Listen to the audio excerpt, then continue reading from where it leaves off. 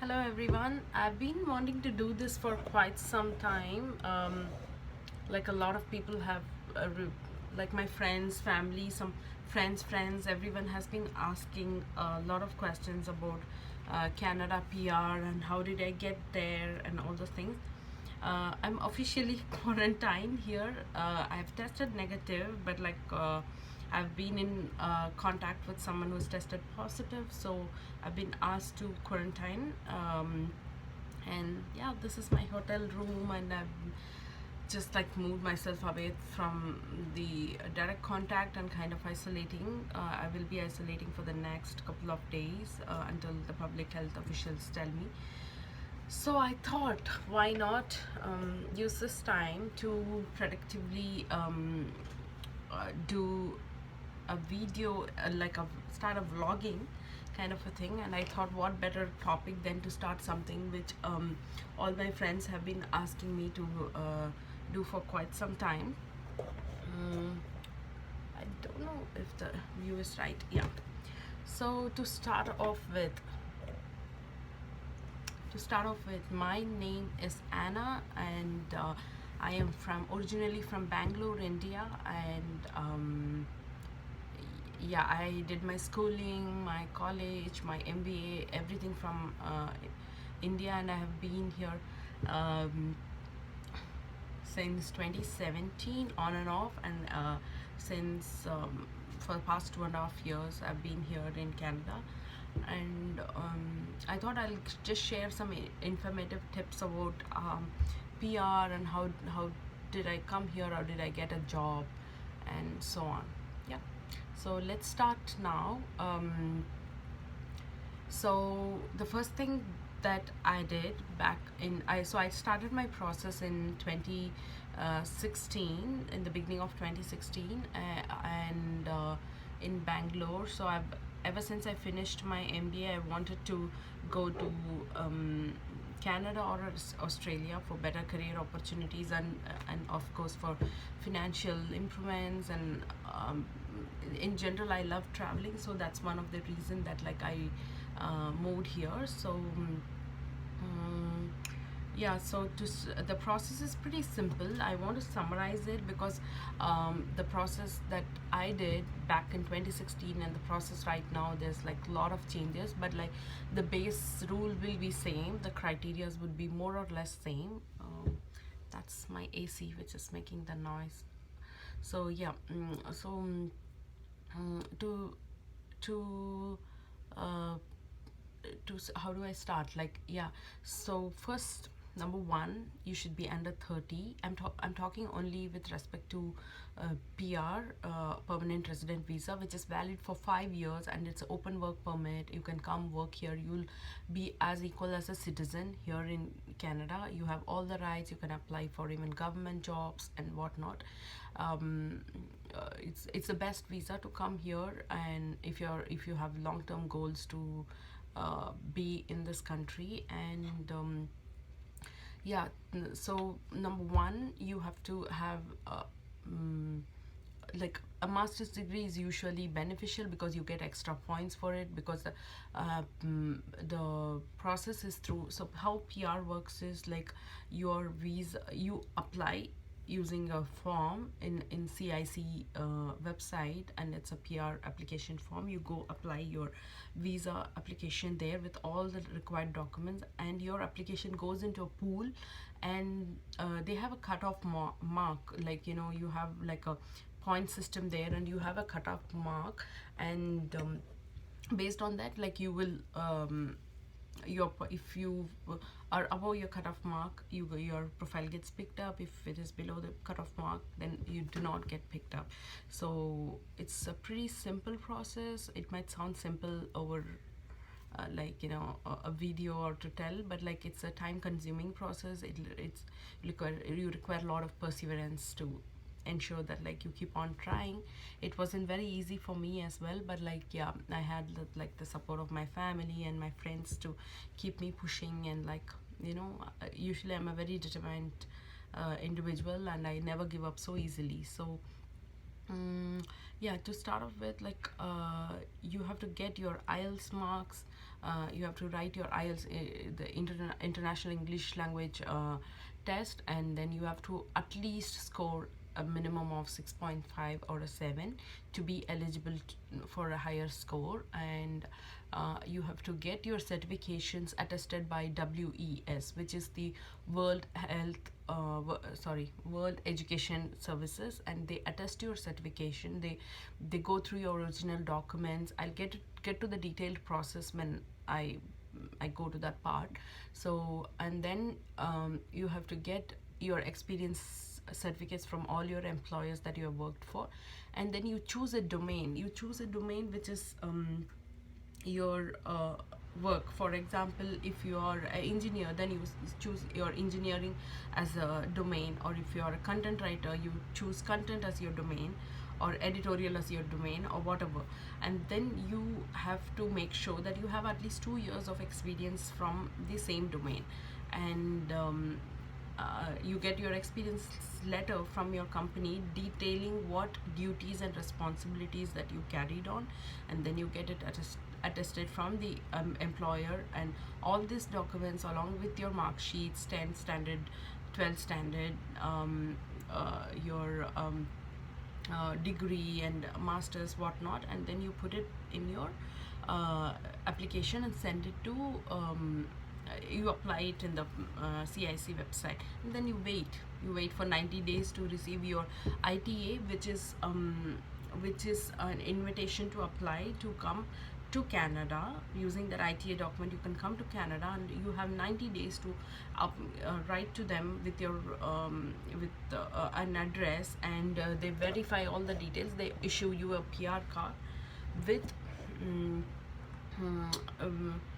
with your SIN number.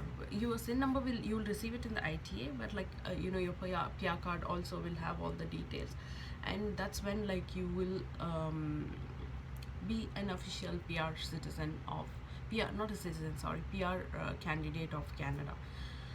And how do we go? The biggest question that a lot of my friends ask is, how do we go about the process? The process is like simple. Either you can do it on your own, but if you want to go to a consultant or immigration consultant, make sure you talk your pros and cons. There are some reputable consultants who are available, and across, make sure you do your research. I did my research. Go through someone who your friends have already kind of like they have like used, or their friends and families have used them, like so go through someone who's authentic. Do not just go to any random immigration consultant, pay your money, and like run behind them. And make sure that they do a pre-screening for you. They should be capable enough to tell you whether you're eligible for a PR visa or not. A lot of consultants, just for money, they just take money, and they do not tell you whether you're eligible or not. But like in most cases, like authentic ones, they will be able to tell you whether you will get a PR or not, based on like they can calculate your CRS points, and they'll know the trend of how the CRS points are going on. So yeah, so you go to a consultant, you start discussing your qualifications, and be very very authentic in your with your documents. Do not do anything like which would land you in trouble. Even if it is, suppose say you have failed a degree certificate, do not try to submit some mark sheets which are like with forged documents. You will be banned for life, kind of a thing. So make sure you're authentic, and if there is a gap in your education career, or if it's a gap in your work experience, give a letter of explanation in your application, and write why you couldn't do, like why there is a gap, why there is a gap in your academics, or why there is a gap in your work visa and whatnot. So be very truthful about your application, and the officers that evaluate your application are going to be there's high chance of approving an application which has like truthful details than an application which sounds sketchy or forged or anything. So be very very truthful about what you have what your applications are. number one. So go to a consultant, give all your details or and all the things that I showed you. So there's this website called ceic.ca, is a Canadian official Canadian website, so you can go there, get all the details from them. It says what the criteria are, how to apply, what documents are required, everything is detailed there. So be involved in the process. That's what I would say. For I have been saying, telling this to all my friends, be involved in the process. It's not that you just pay money to a consultant and it's done. Like, it doesn't work like that. You have to be involved in each and every step of the visa process. Be Ask them where do you stand. There's a CRA login that they will do it for you. So get that login details, log in and check, double check your application details. My applications did have some errors when I was going through. I Only because I was able to check it on time and I was able to correct it even before submission, was I able to make sure that like everything is intact. Because at the end of the day, how much ever good the consultant is, they are just going to look at a document and enter the details manually. There is a high chances of human error. But if it is you will remember the dates. You'll remember the day you passed out, you'll remember the birth date, you'll remember your telephone number, you'll remember your address, everything by heart. So it's easier to make sure that like you it's accurate. You know, the information, check once, twice. Don't be in a hurry. You check one, take 2 days, 3 days, check like, you know, multiple times, run it by someone and like make sure you have all the documents in place and apply it once for all. Because most times what happens is when you apply, there's too much of a back and forth. If it is not clear, your application is not clear, the CIC officials will be reaching out to you saying, hey, your mark sheet is not right, can you just like it's the date is not mentioned, can you just give it to me, can you provide supporting documents and so on. So avoid all of those.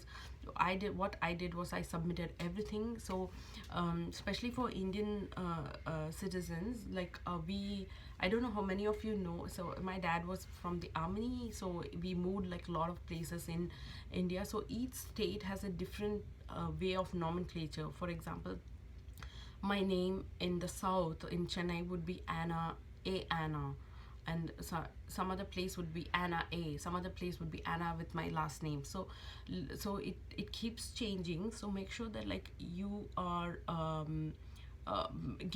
providing a letter of explanation for the name changes or the nomenclature that's used in your certificates, in your company certificates, in everywhere. And like say you have something that you want to tell the officials upfront, like this is what it is. And suppose you switch streams in your degree, you did one degree and then you switch something else, or you switch jobs, you switch domains, give a letter of explanation.